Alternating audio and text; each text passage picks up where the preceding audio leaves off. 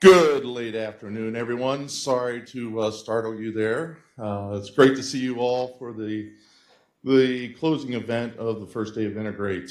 I am Jerry Wood. I'm the director of the Center for Veteran Military and Family Programs here at WVU.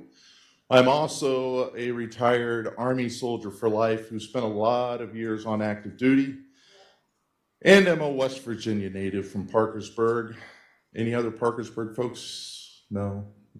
That's surprising to me because we're generally everywhere. Anyway, it's my pleasure to welcome you all to this last event and to have the opportunity to welcome our guest speaker, Lieutenant Colonel Kip Patterson. Colonel Patterson has had a pretty distinguished career with the Army, an interesting career, as we were briefly discussing before this began, in that when he was first commissioned as a lieutenant in the field artillery, he found early on, following 9/11, that his country needed him in ways that we take an oath in swearing to defend the Constitution of the United States against all enemies, foreign and domestic. So Kip found himself quickly being deployed into the theater of operations, where he was planning our initial entry into the theater in Baghdad. So in addition to that kind of helped shape his early career and his pathway to where he is today, which involved a separation in the military, from the military into the civilian sector, and then finding his way back to the military as a public affairs officer and to where he is today, where he leads the Public Affairs and Communication Strategy Directorate at the Department of Defense Information School, Fort Meade, Maryland. So he did ask that I keep this introduction short, and I will do so, but I think it is important that we recognize the fact that he has served in Afghanistan in support of Operation Enduring Freedom and Operation Inherent Resolve.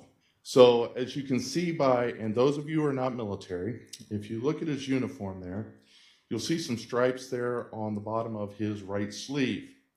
Those stripes indicate 6 months of overseas service in a combat environment. And if you do a quick little bit of math, you can tell there that Colonel Patterson has served his country for an extended period of time in that environment. And to that, sir, we are thankful for your service and that of your family and all those who have supported you during that time. So without further ado, Colonel Patterson, we look forward to your presentation. Please.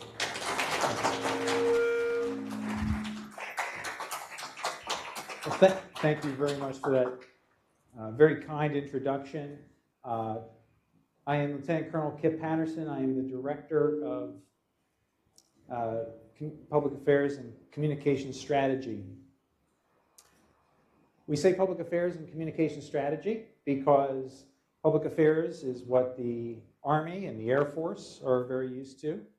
The Marine Corps has, a lot of reverb here. The Marine Corps has now started to call their Marines communication strategists. And we'll talk a little bit about what these terms mean here this evening. It's 2006. I've just ended my first tour, or my second tour in Iraq, and I'm back from Third ID and making some life decisions. I've concluded my first 4 years, and I have an option to get out of the Army. And I'm about in my mid-20s, and I have an undergrad in education. And so I really felt that it was important to pursue that and to see and kind of test myself and see whether or not there was something else I could be doing in my 20s. And so in 2006, I found myself as the director for a magnet academy and a public school system in which, very uniquely, we were trying to help 9th through 12th graders get interested in and trained in the media arts, things like a newspaper, things like broadcast journalism, commercials, how to write for television, and a host of other kinds of things. Just by show of hands, if that had been offered to you as a 9th or 10th grader, would anybody in here be kind of interested in something like that? Yeah, cool. And that's kind of what we found. We found a lot of students at that age level were really interested in putting on a news show or writing for television or doing these different things. Uniquely enough, of course, it was made up of a whole bunch of us English teachers, but we soon discovered that there seemed to be something lacking. Remember, in 2006, Facebook is kind of a thing, but it's not a super big thing. Social media hasn't really boomed quite yet. I did have to tell a couple of students from time to time to silence their phones, but it wasn't everywhere. It wasn't something that was absolutely everywhere. So I had given them assignments. I would give them assignments like, the difference between hard news and soft news, or infotainment, and some of these kinds of things. And I found very quickly that they could not distinguish the difference between the two. They didn't know if the article online was credible or not. I failed an entire class for cut and pasting from Wikipedia. This is 2006. I'm a brand new teacher. I've just done 2 tours in Iraq. And I'm having conversations with the English department and social studies department and saying, when do we teach them about what's real and this environment that they're growing up in? We're teaching Chaucer really well. We've taught Hamlet. We're doing a great job with, how a bill becomes a law. Got it. How are we doing with this group of young minds when it comes to what I'm reading online is true or not? It's real or not? It's factual. It's from an authority. Is it literacy? Is it a form of literacy? Tuck this away. We'll come back around to that. Tonight I want to talk a little bit about some of the things in which my very poorly worded title has said, and that is that there's a lot of things in this room where we have common ground. We have a lot of things that are similar, and there are some areas where we're different. But before I begin, quick show of hands, quick audience analysis. Show of hands, how many of you have served in the military in some capacity? All right, quite a few, quite a few. How many of you, by show of hands, have a family member or somebody who's close to you who has served in the military in a way that it's impacted your life? You moved around as a, quite a few as well, quite a few as well. Well, you are above the national average, all right? If you go out into the larger sector of society and you look around, you'll find that a lot of folks are somewhat removed from the military. Ever since we became an all-voluntary force and the draft and all those things, we have started to find that you go into a large room and there's a lot of folks that their experience with the military is from television, or it's from the movies, and if you ask any of us that are vets, we love watching movies and picking out all the little things that doesn't happen. Right? Yeah. Okay. So there's a lot of area where we share some commonalities. So tonight I'm going to talk a little bit about where we share commonalities and some differences in the world of communication, because I'm with my people here, all right? Communicators, professional communicators who are passionate about communicating, just as much as I am. It's great. So we have a common language with some differences. We have some very common people with some differences. And we have some common challenges, but the outcomes of those challenges, or how those challenges impact us, is going to be different. Okay, it's going to be a little bit different. So talk a little bit about where we're similar. Let's dive right in. Okay, so let's talk right up front. Public affairs. How is that different from public relations? Anybody, any takers on that? What is the difference between public affairs and public relations?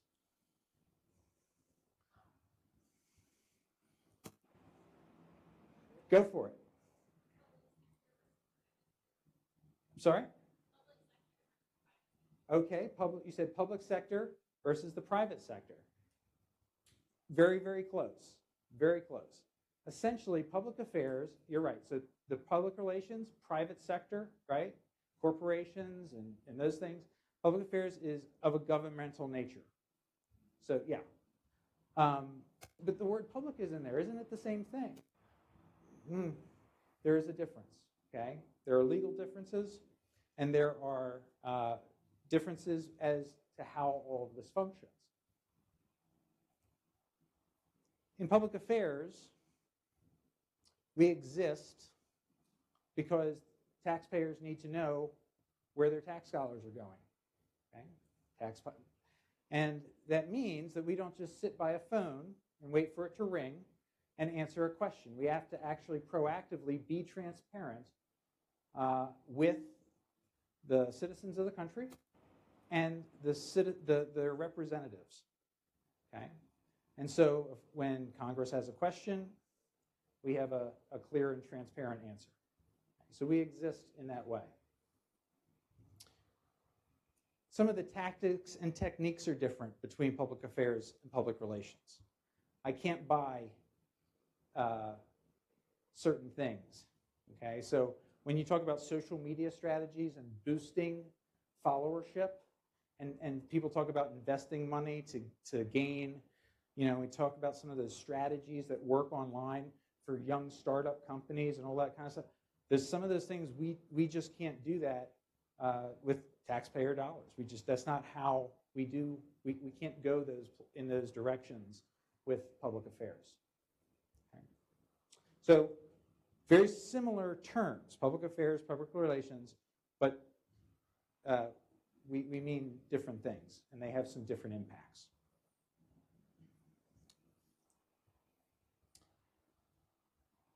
Let me just run down that fun thing about acronyms.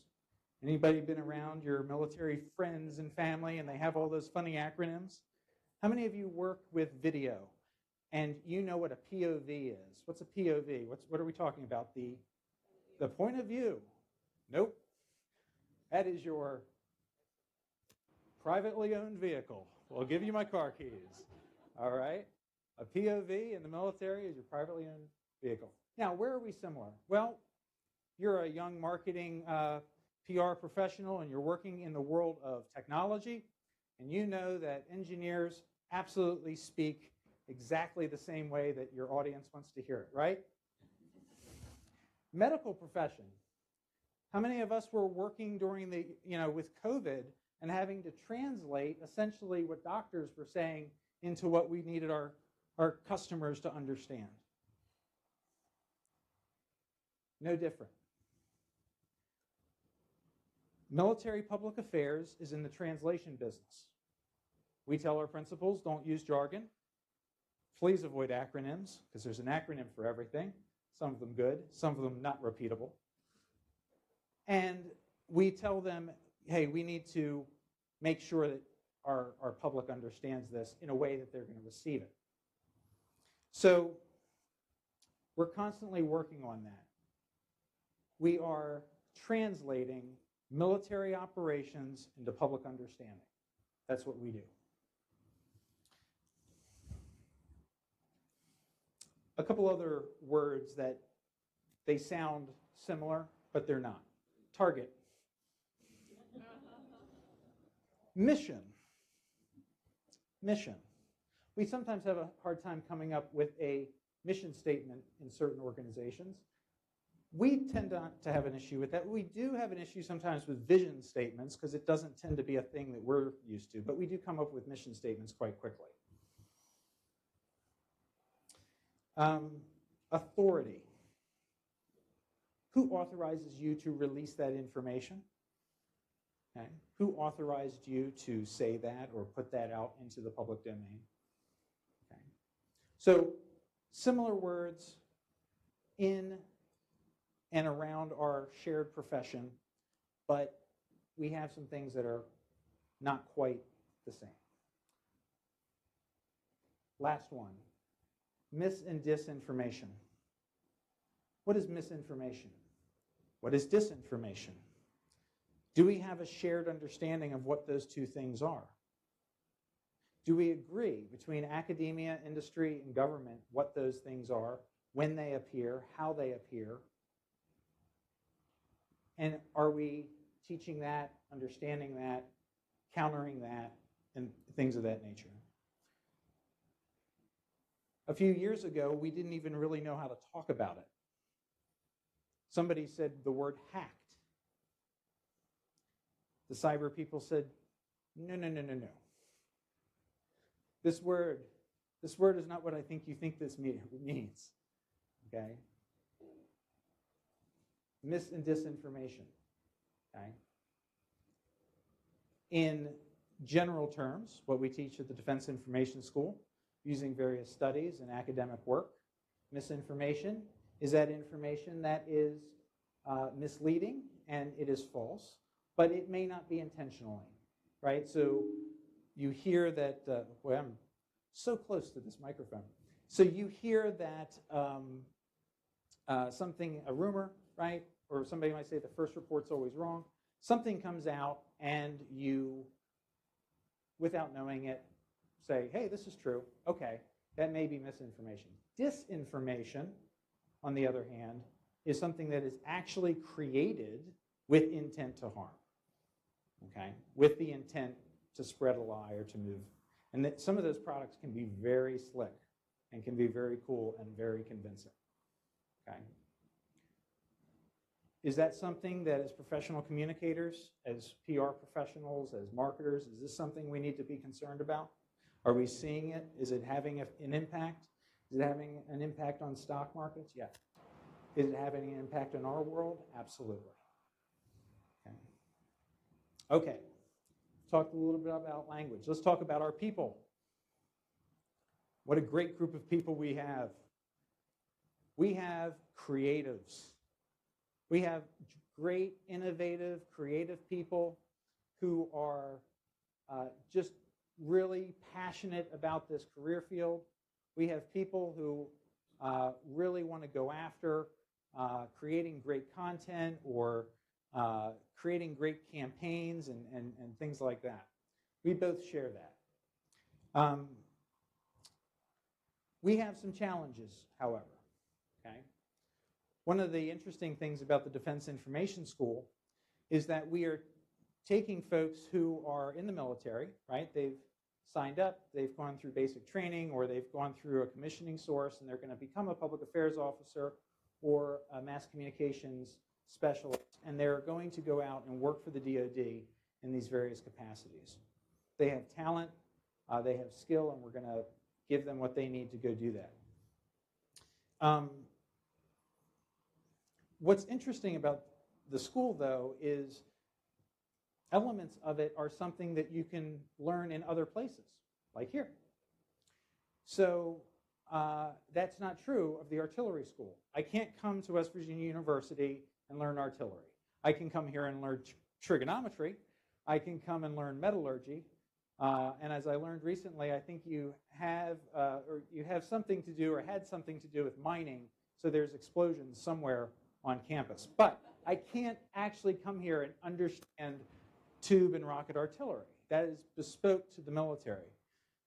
DINFOS, we kind of sit in this area where we're teaching something that is bespoke to the military, but it is also something that, there are elements of it where you're getting that in, undergraduate and graduate programs as well.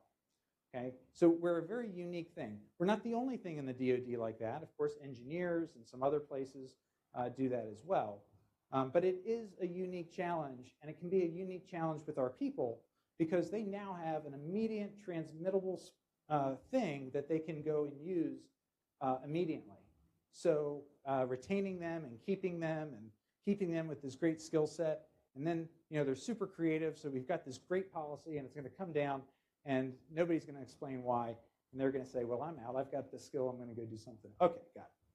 But long story short, it is one of the great things about the job is working with people that are really passionate about this, both in the military and adjacent to it. Okay, leaders, the people that we lead and the people that lead with us. Here's a unique challenge that we face in the military with that. Some of you are working with either startup companies or you're working with different groups and organizations. And one of the tenets, as you read about leading through change or doing any of those things, is that the leadership team has to kind of stay the same, right? Oftentimes the CEO or somebody who's standing up an organization, they're going to be there for a couple of years. It's their thing.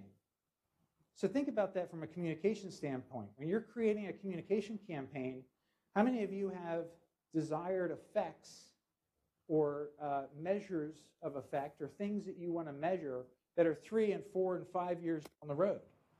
Okay. Sometimes a communication campaign is very short. You want to see change next month or next year or the next fiscal cycle or the next quarter.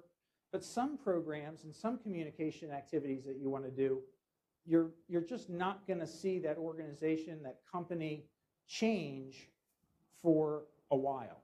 Okay, maybe it's a big move or something like that. One of the challenges we face is that our leadership constantly change.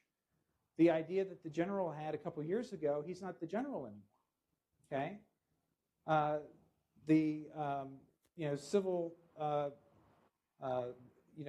servant who was putting that whole program together is only there for a couple of years potentially.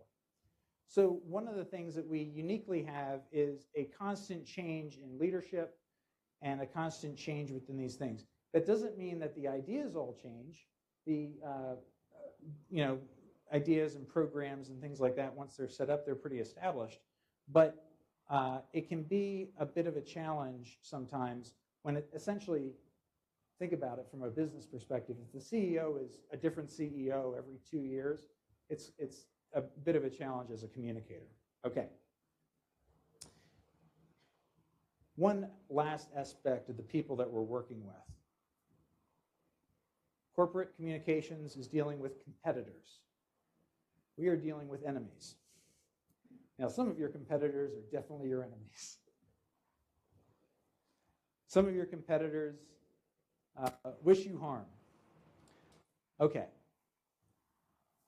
We are operating today on what we call a continuum. On one part of the continuum, we call it the competition continuum. On one end of the continuum is those people that we are partners with, people that we are friends with. And believe it or not, there are nations that we are friends with on one day and not so much on a different day. So the pendulum will swing. It will move from partnership and cooperation to just what we would call competition or competitiveness, all the way over to an actor or an enemy that would go and move from not just competition, but to active aggression into conflict and full-scale war. Okay? So we call this a continuum. And the concept there is, of course, things are constantly moving along that continuum globally all the time. Okay? So we have to think through as we communicate. We are communicating to our adversaries every day. They are looking at the open source, they're looking at the news, they're watching our media, they're seeing how we do things, and we're putting things out into the public domain and to inform the American people, as I said at the beginning, that they're reading the same newspapers and they're watching the same things. Okay? So that's a thing that we have to consider. Okay? I do think that you're probably considering the same things too as you look at the competition and your competitors too. What did they do? What did they put out? What did they just tweet? How did that just work?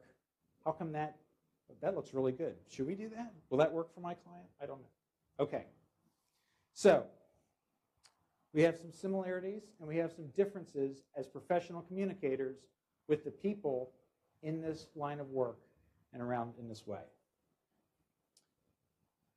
Challenges. We will have a myriad of different challenges. To begin with is something we call the information environment. Okay, this is the information environment is all around us, right? It's coming through the news, it's online, it's in all these different ways. Could you agree with me that the information environment is a little bit more complex today than maybe 50 years ago? We've seen some radical changes, even curriculum-wise. Who remembers studying mass communications? Does anybody in here ever take a class on? I did, yeah, exactly. Even 20 years ago, I took classes on mass communications. If you're not on television or in the radio, okay. Well, now there's streaming services, and now there's all these other things. These things are congesting the information environment. I can turn on my phone and I know what the weather is in Florida. Do I need to know what the weather is in Florida? Do I care what the weather is in Florida? Maybe if I'm going on vacation in Florida.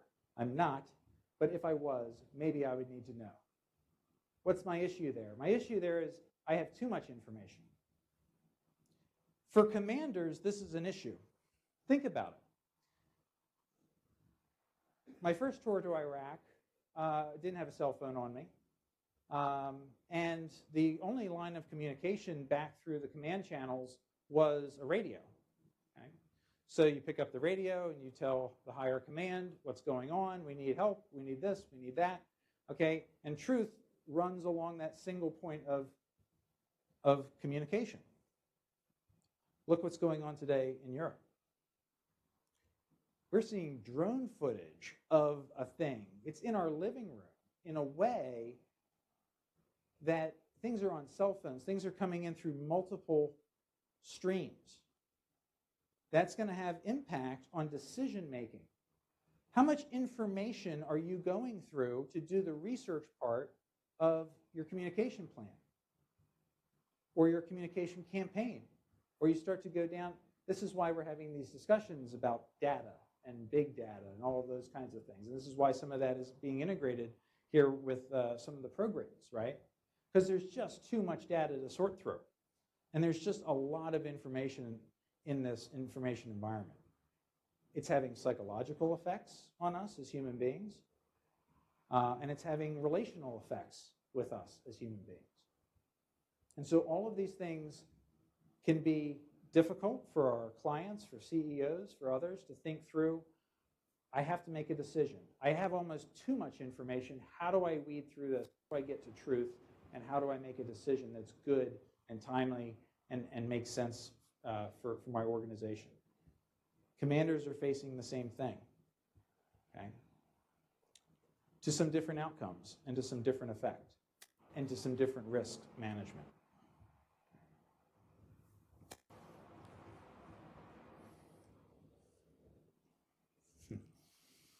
We are all dealing with fame without talent. What do I mean by that? Ouch. Influencers and all of these different terms that we have has an effect. I got a chuckle out of you on that because I think it's something you're very aware of. But does it not have influence on company stock or perception around how something is handled? Or, when something moves from being just a problem to being a crisis comms situation, okay? And what happens when said company doesn't handle that crisis comms situation very well, okay? You can see an effect in that. We are all dealing with this aspect within this information environment in which there is influence without necessarily authority or ability, or even sometimes, when I say talent, I mean the credibility that really got you the thing that gives you the ability to speak on that topic, okay? And that is going to have a massive impact and it is having a massive impact on lots of different aspects of this profession and within both how we operate in the DoD and how we operate in our businesses and how we operate as a society. If I say society, I'm talking way above my pay grade. I'll bring that back down a level. How about as we operate as communicators? But this aspect of authority and being able to say, hey, this person, like they really know what they're talking about, and they can help lead through this crisis communication because they have the knowledge and the know-how, is a challenge that we're seeing in a lot of different aspects. Okay. Last point. I'm mulling through this idea. I'm going to talk about it here. It's not a fully formed idea, but it's something I ran into a few years ago. And God bless you. And it's something that I think that we're probably dealing with in a lot of different ways. And so I would like a little bit of your head nods or feedback or something if you don't know what I'm talking about when I say this, you'll let me know. Okay. One of the things in a very contested information environment that we have to be very careful about is whether or not something that is in the information environment, remember we're trying to protect our organization, protect the reputation of the company, we're trying to, foster goodwill. We're trying to do all these different things within, as communication professionals in multiple different ways. And I got it. But you're going to come under attack in some way, shape, or form. Is it a prank? Is it a crime? Or is it an attack? That's as far as my theory has gone. Now, there's a little bit more to it. The ability to sense and understand and then make a decision and then appropriately act and then assess whether or not that action had the intended effect in the communication, in the information environment, and communicate through that is pivotal on the ability to describe and understand what it is that's coming at you as an organization. If it's on the onion, yes, I got it. It's probably just funny. If it's on a cable news comedy show, it is also intended to be funny. But if it's your company that's being slammed on that, how comfortable are you with that? If that's your client, if that's my organization. Free speech, good to go. But I know what it is. I know it's a prank. I know it's funny, and it's fine, and I'll chuckle along with you. But when does it become a crime to harass, to hurt, to intentionally do something that is of a nature in which you are trying to actually harm? And then to be able to determine, is that an attack based on where it's coming from? This is an issue that I don't necessarily know if we're all having that conversation. And if we're having that conversation collectively between academia, industry, and government. So I posit it to you.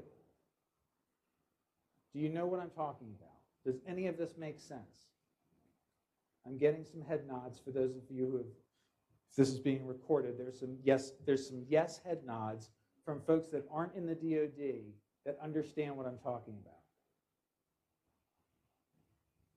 It's not just the organization that I'm trying to,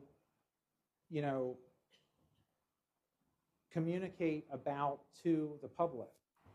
It's the legacy of that organization, right? It's the honor, it's the heritage. Okay? Our currency for us isn't tied to the NASDAQ. It's tied to, the trust in our organization. That's the currency we work in, is trust.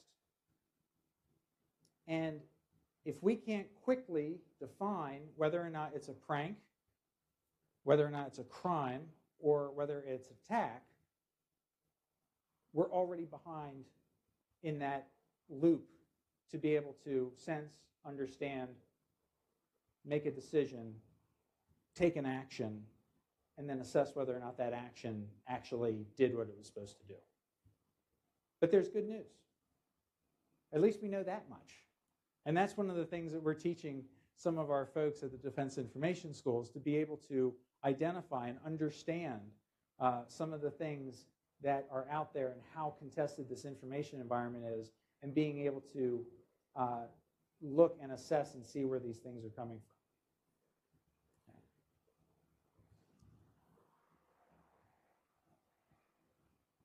Multiple cities, all in the news, all public domain. Multiple cities, multiple small businesses have been the targets of cyber attacks, okay? Ransomware. Okay? The whole city of Baltimore, remember? The city of Baltimore had to spend quite a bit of money. Okay? Is it a prank? Is it a crime? Or is it an attack? What was it? How do you respond?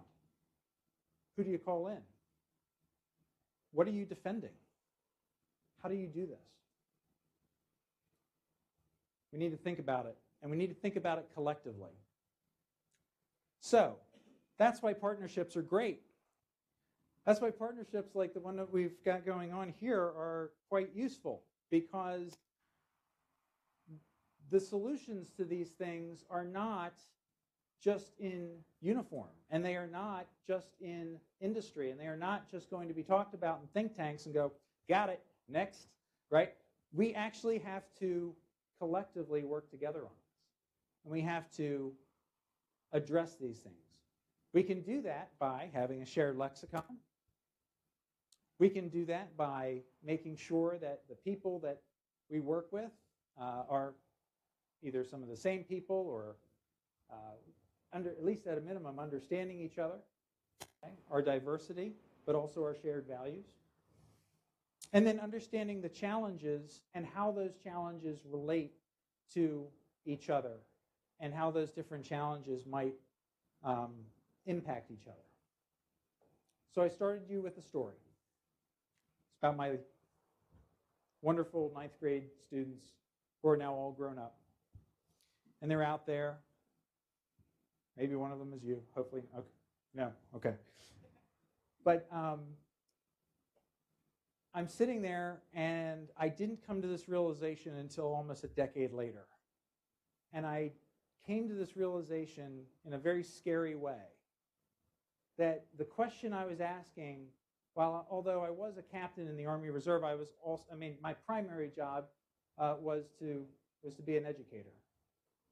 And I came to the very scary conclusion almost a decade later, after a whole bunch of other things had happened, that what I was doing in that classroom was of the utmost importance to national defense.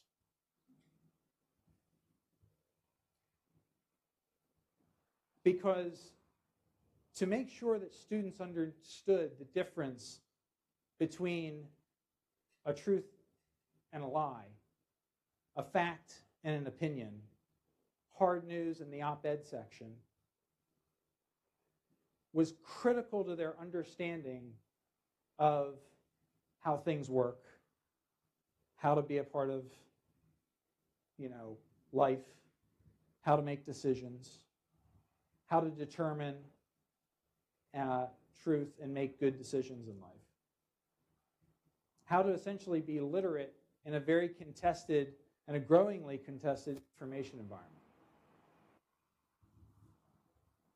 They've graduated, they've gone on to college and other things and done other things. I don't, unfortunately, keep in touch with any of them, but I hope they're well. And I hope you see what I'm talking about as not only a partnership, but also maybe a little bit of a call to action. We are here in an academic institution. We are here as a group of incredibly like-minded people that have a passion for communication, have a passion for being clear and ethical in our communication on behalf of the people that we represent. And we have a lot of shared interests and a lot of shared values within that. But it's called national defense, not just national military defense. And so partnerships are going to be important, and they are important. So I thank you for inviting me here to participate as at this event. And I wanted to give you time to ask some questions, and I'll take any and all questions. Even why is my pants this color blue and this suit top is this color? There's a true answer to that too. But literally, I will take any questions. Let's start with the communication ones first, and then maybe we'll talk about some of the fun stuff later.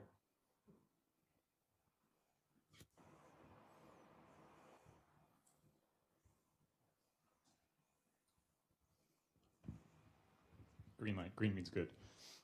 This may be a very inside baseball question, so my Sure. apologies ahead of time, but I want to take advantage of your subject matter expertise. Okay. And the folks in the room may not realize that while military units all across the Army maintain pretty robust social media profiles and platforms, none of them are permitted to pay for advertising through boosting posts, working with influencers and things like that. And I'm wondering if, and we're talking about units that have relatively small presences to the Army's main page that has close to 5 million followers and so on. And some of these specialty units, like military music units, are charged with connecting the American people to their Army.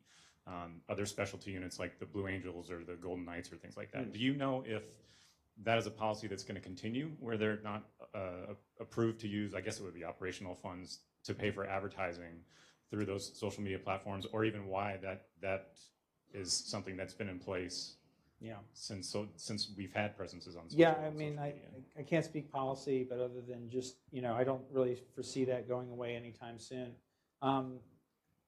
The other piece, too, is, of course, you've got a lot of adjacent organizations.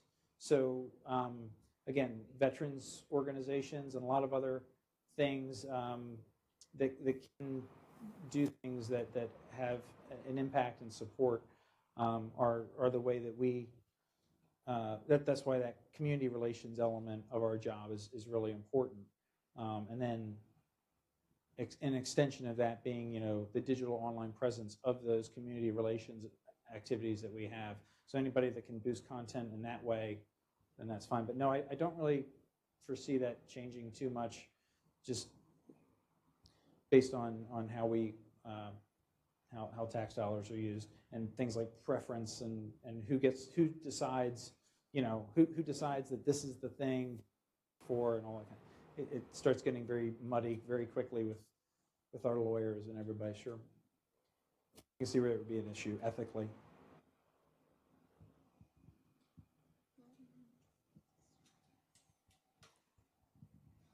Yeah. How many people are in the Army as a public affairs officer? Very good question. Is that a small percentage? Very small percentage. Yeah, very small percentage. About, I did a calculus on this, 0.015 of the total active force are public affairs officers. Sorry. Now, when you talk about public affairs professionals, when you talk about the NCO Corps and our phenomenal NCO and GS civilians, the number increases significantly. But you're still not talking about a very large portion of it. 0.05, I should say, not 0.15, 0.05. It's still pretty small. The different services have different numbers. I see we have an Air Force officer. Again, it's still going to be a very small community. We all know each other. So yeah, what was it? competent and kind. Be competent and kind, because everybody knows who you are in a group of only a few hundred people in a force of almost 500,000. Yeah. So yeah, true. Go ahead. Lieutenant Colonel Patterson, I'm Brianna. Hi, thank you for your service and your presentation.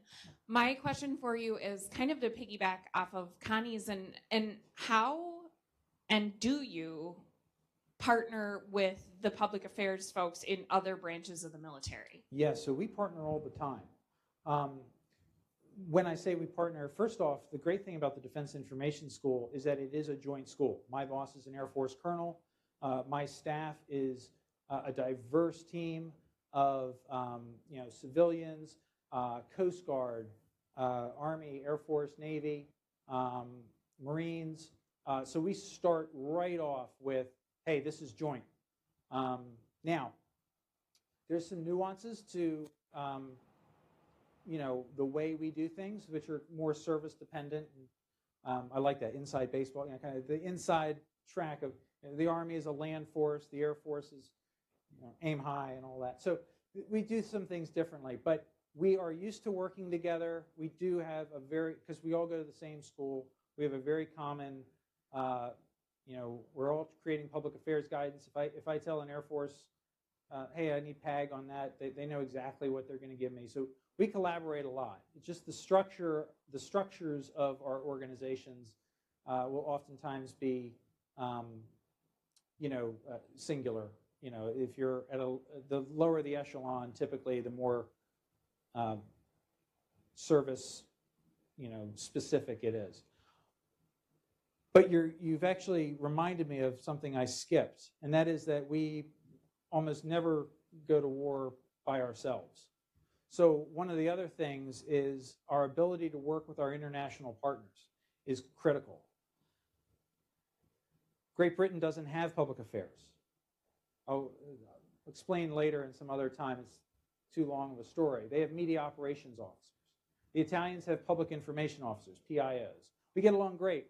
We say a lot of the same things. We do a lot of the same things. We talk about a lot of the same things. But it's not exactly the same thing. There's a bunch of reasons for that. But generally, we all speak the same language and we work well together. And then, of course, the higher echelons you go, once you get into the Pentagon or you start working at a joint task force or something like that, you're definitely going to work in that environment. Yeah. I've had the pleasure of work for all sorts in all sorts of configurations. It's been great. Sir. Okay. Don't get scared. Now I'm embarrassed. Go ahead. I know. Would you discuss, please explain that sometimes our adversaries are attacking us in a gray zone conflict warfare way. So that's why it's very important that we understand the difference between science, fact, truth, opinion, etc. Okay, so this concept of so the gray zone is this concept there. Go back to the Cold War, we talk about things like espionage and things of that nature. Okay, gray zone and gray zone tactics. We are dealing a lot with. Let me back up. It's really important we understand this gray zone collaboratively between the DoD and our various partners, because it crosses over so much. Between, for example, if who owns the blueprint to the jet?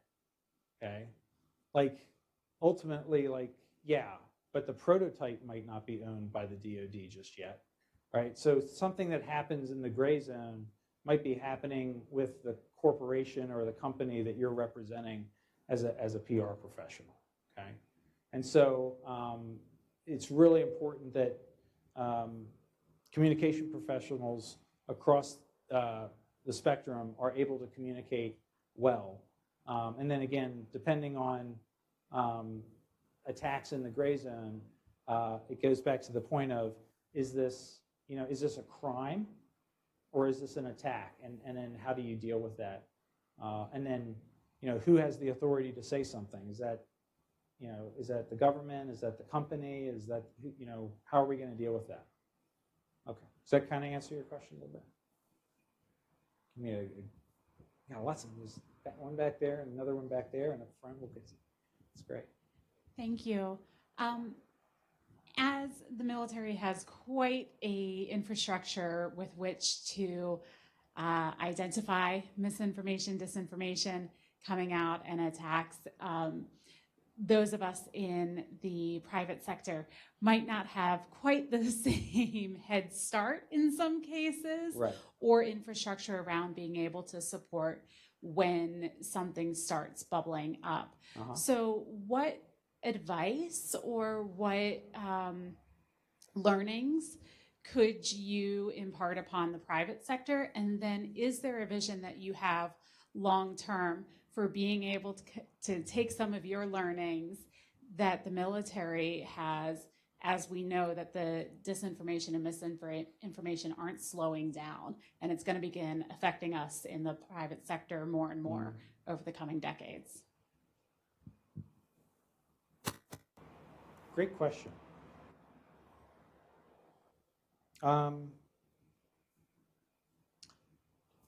There is a lot of private sector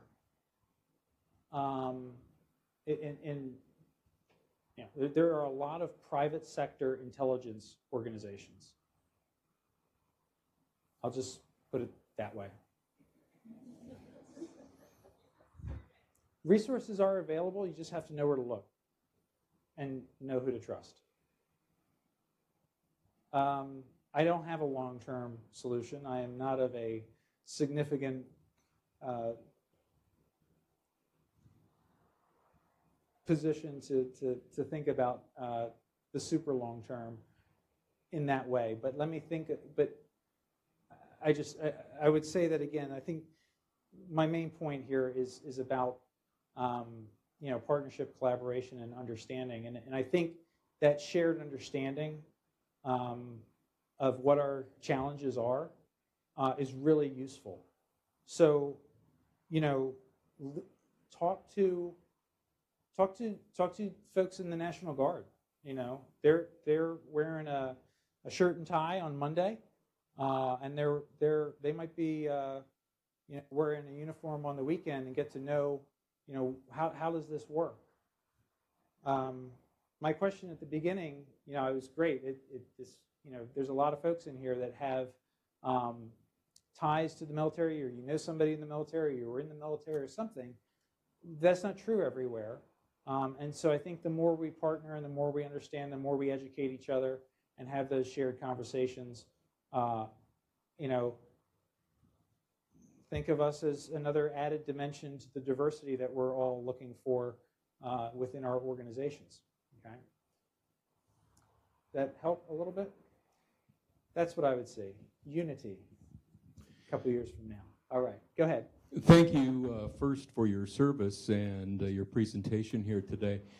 My question centers around what would you consider to be the biggest challenges facing retired military public affairs officers who are young and still want to move into similar roles in the private sector? Okay. Young officers or PA professionals that are about to get out and go into the private sector. I don't know. I don't know if your question is pointed straight to me. I don't know. Might be. I don't know. We'll see.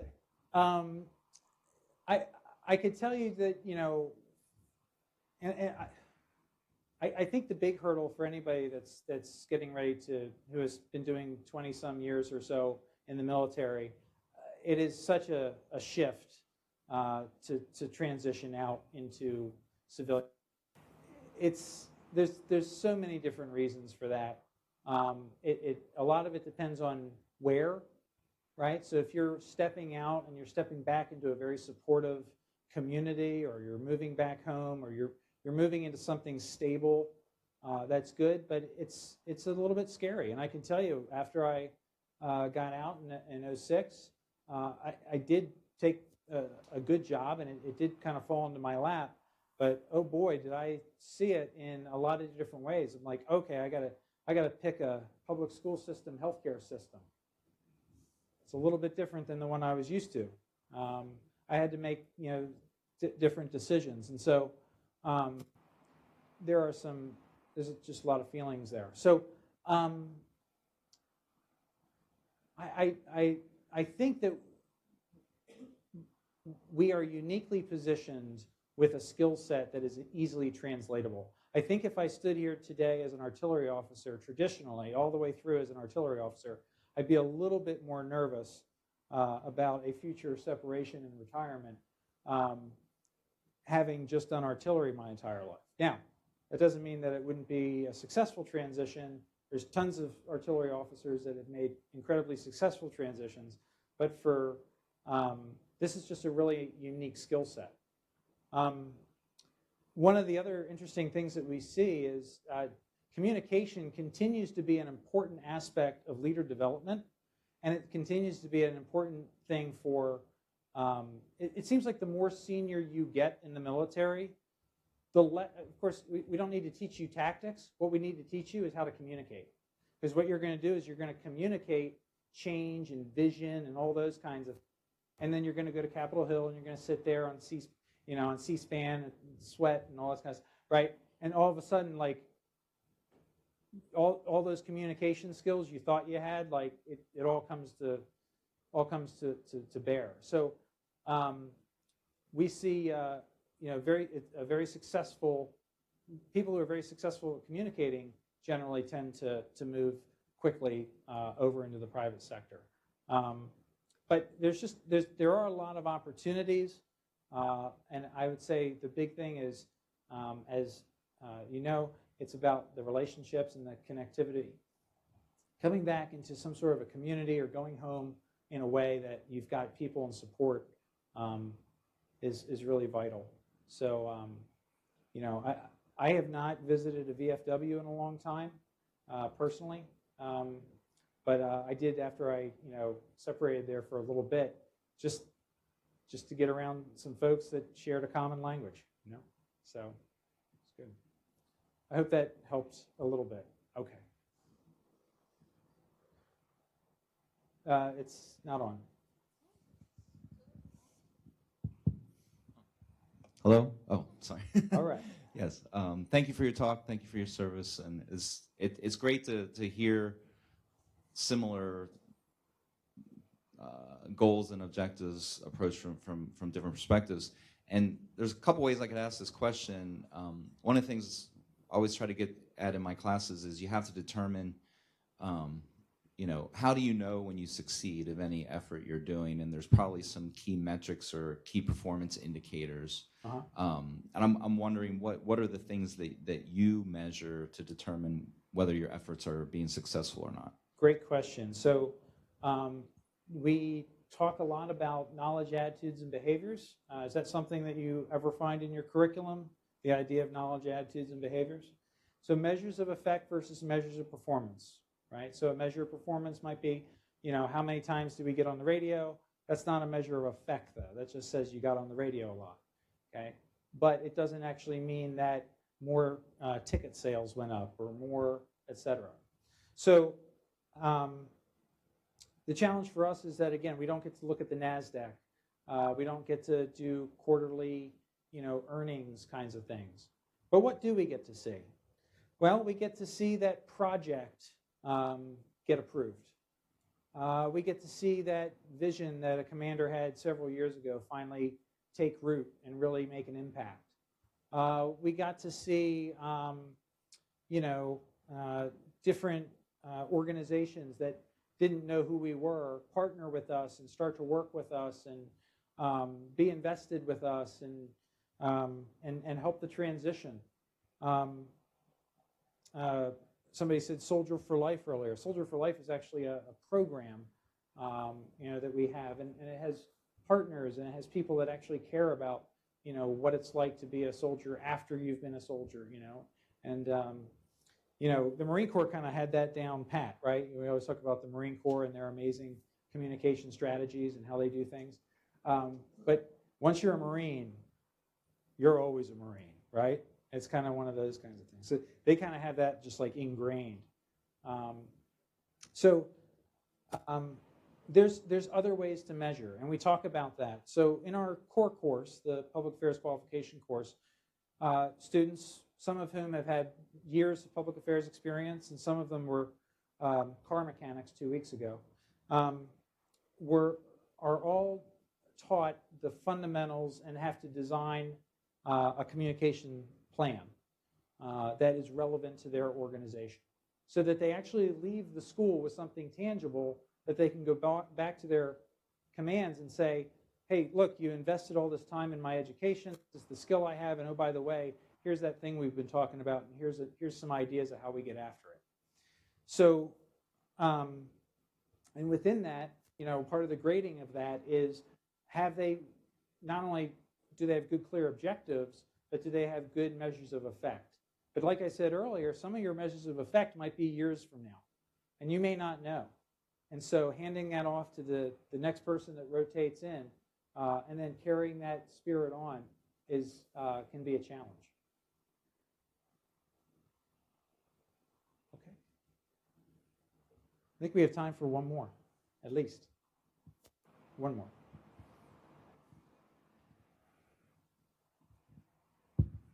Thank you again, sir. So I want to tie it back to something you said earlier about battling dis and misinformation. And the complexity that you may have due to loss of credibility, not on any fault of your own, but maybe one of those leaders that you had who may change or leave every 4 or 8 years, depending on extenuating circumstances, and how you can battle that kind of in your position. I don't say that in middle management, but somewhere not at the top, obviously, right, but still having to fight it on the ground on a day-to-day basis. Could you just rephrase your question a little bit? I kind of got lost in the piece about where that ties in with misinformation. So fighting mis or disinformation for an organization or entity that right, may have lost credibility due to actions of your leaders. Because of the actions of a leader. Yes. Okay. Right. I'm going to answer your question I'm going to go into a spiel. So one of the unique things about this,